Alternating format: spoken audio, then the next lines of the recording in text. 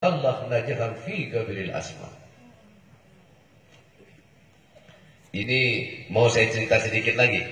Ya. Ada seorang santri, dia nggak bisa apa-apa.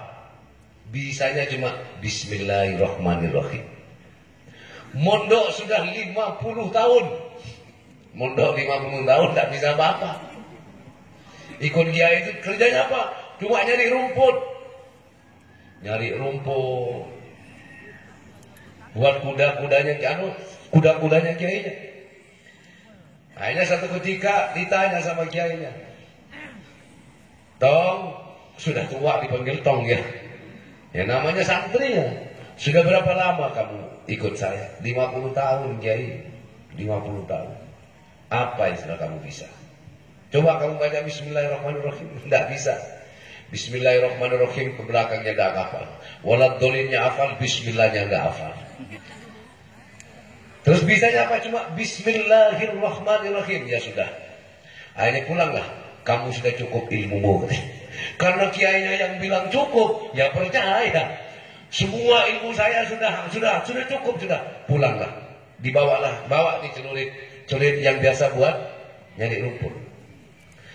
Jadi apapun yang kamu lakukan, kamu ngadapin apa saja, bacalah Bismillahirrahmanirrahim. Lemparkan celuritmu. Jadi kalau ada sesuatu yang mengancam kamu, di tengah perjalanan dihadang oleh harimau. 7 harimau menghadang. Dia tenang saja. Dia keluarkan celuritnya, katanya kiai, Bismillahirrahmanirrahim. Muter ini. Habis itu 7 harimau. Karena yakin kata kiainya sudah cukup kan gitu.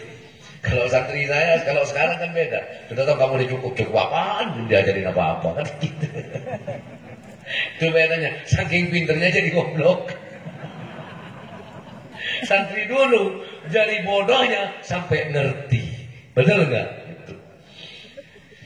Jadi akhirnya berjalanlah terus lanjutkan perjalanan. Tiba-tiba mendengar ada seorang perempuan menangis. Maka dicari suara itu, ternyata seorang perempuan cantik sekali nangis. Maka didekatilah lalu ditanya, wahai perempuan, kenapa engkau berada di sini? Di tengah hutan belantara ini, kenapa kau menangis? Hanya dia cerita. Di dalam kerajaan, saya ini anak raja. Lalu kenapa kamu ada di sini? Ya, karena di dalam kerajaan ayahku, maka setiap bulan apa gitu harus mengorbankan seorang gadis untuk jadi santapan ular naga. Tapi semua gadis sudah tidak ada di kerajaan ini. Tinggal saya yang tersisa. Maka demi keselamatan rakyat, demi keselamatan kerajaan, saya siap berkorban. Sudah. Oh Datuk, sekarang cepatlah kamu pergi, wahai Kisana. Karena sebentar lagi ular naga itu akan datang. Hanya bilang, tidak, saya tidak akan pergi. Saya akan hadapi ular naga itu. Mana mungkin kamu bisa ngadapin? Semua orang-orang sakti di kerajaan ini sudah tidak ada satupun yang bisa mengalahkan naga itu. Akhirnya dan lama datang beneran, saking gedenya sampai menutupin sinar matahari yang di hutan jadi gelap. Akhirnya singkat cerita, begitu dia mau menelan si gadis tadi, dia lemparkan celuritnya tadi. Bismillahirrahmanirrahim. Saat masuk dalam mulutnya muter. Putus kepalanya. Sehingga kepalanya itu ada di Pandialit. Terus badannya ada di Watu Ulau. Akhirnya apa? Kerajaan itu bebas dari ancaman itu. Sehingga si murid tadi, si santri tadi yang cuma bisa bismillah, dinikahkan sama anak raja dan menjadi pewaris kerajaan. Ini barokah. Luar biasa benda. Ini. Jadi orang mondok, sekolah 50 tahun, belajar macam-macam belum tentu bisa jadi raja. Tapi cukup dengan barokahnya guru, Allah angkat derajatnya. Dari apa? Karena pengabdian yang tulus. Pengabdian yang tulus. Oleh karena itulah jamaah, yuk saya ajak jamaah bersama Abah, yuk kita ngabdi kepada Allah. Ngabdi caranya bagaimana, Bah? ngabdilah kamu kepada orang tuamu karena Allah. Ngabdilah kamu kepada gurumu karena Allah. Betul? Mengabdilah kepada sesama kamu, semada masyarakat juga karena inilah ruang-ruang pengabdian. Sami'na wa ta'na, kepada orang tua, kepada guru. Tapi ingat, sejauh tidak bertentangan. Bagaimana, Pak? Kalau ajaran guru saya bertentangan, ya jangan kamu ikutin, tapi tidak perlu kamu tentang. Paham nggak maksudnya? Diam, tidak perlu kamu laksanakan. Tinggalkanlah. Hal yang mengajak maksiat, hal yang mengajak kerusakan, maka tinggalkan. Tak perlu kamu ikutin nasihatnya itu. Misalnya suruh ngebom orang, ya jangan kamu ikutin. Jangan gampang. Kalau bikin masuk surga seperti itu, ya harusnya yang nyuruh aja dibom duluan. Jadi nggak ada ceritanya orang nyakiti orang tuh masuk surga, yang nggak ada. Betul? Karena yusyarul mar'u ma'a man habba ilaih. Betul nggak? Manusia dikumpulkan dengan yang dicintai. Kalau cinta kepada yang baik akan kumpul kepada yang baik. Kalau yang nggak baik ya kumpulnya dengan yang nggak baik. Maka dari itu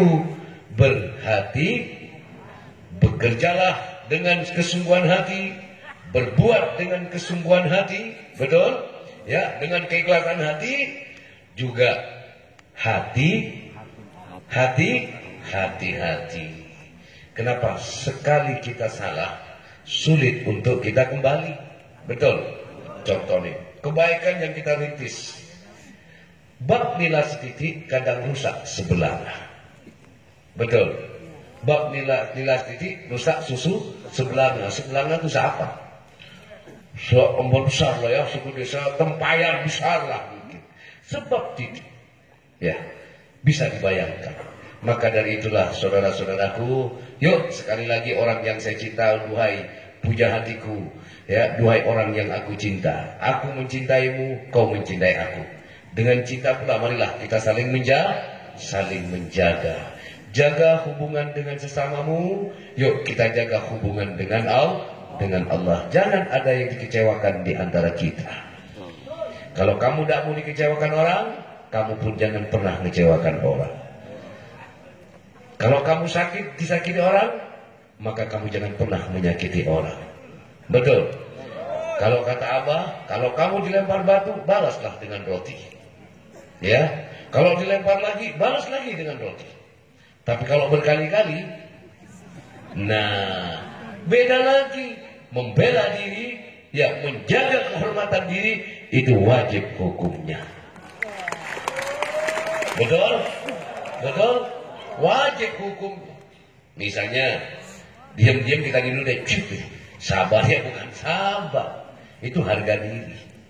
Membela harga diri wajib hukumnya. Betul apa enggak? Kehormatan keluarga wajib hukumnya.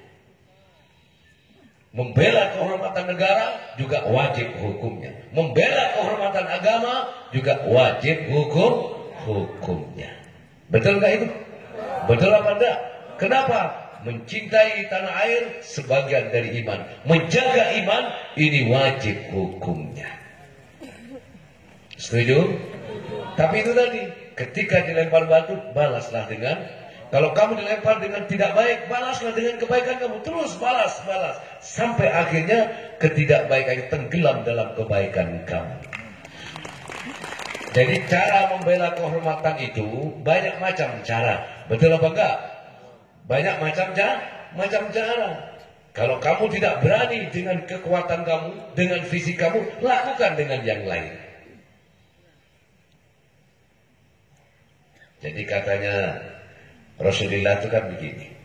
Kalau kamu melihat ketidakbaikan kemungkaran, maka belalah, ya cegahlah dengan tangan kamu. Kalau kamu tidak mampu dengan tangan kamu, cegah dengan lisanmu. Kalau nggak bisa mencegah dengan lisanmu, cegahlah dengan doa kamu. Dia paling rendah ini sudah, paling lemah itu sudah.